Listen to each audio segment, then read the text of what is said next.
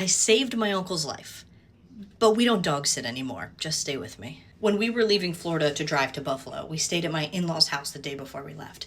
And it became obvious that morning that their 12-year-old Chesapeake Bay Retriever, Sam, the quality of life had run out. He fell, he couldn't get up, he was just struggling. And so they decided that after we left, Sam was also going to leave.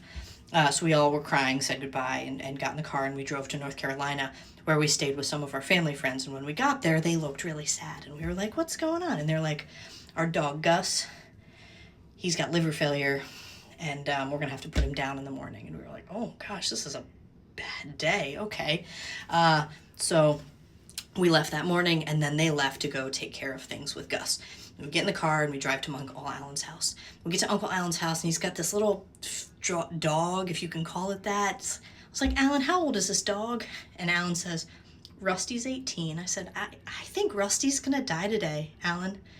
I'm really sorry. And he's like, Beach Gem, this dog is fine. He's lived through a lot of things. He's gonna be fine. And as we're going around the day, Alan's holding his arm, and I'm like, what are you doing, bro? And he's like, it looks a little purple, this arm, and it's a little swollen. And I'm like, you don't have great pulses. I think you've got a blood clot. I was like, we need to go to the hospital. And I was pretty insistent.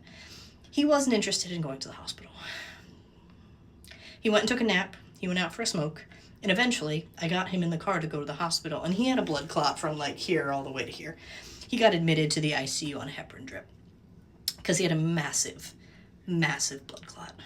Alan credits me for saving his life, which I think he would have ended up in the hospital either way at some point. Probably, most likely.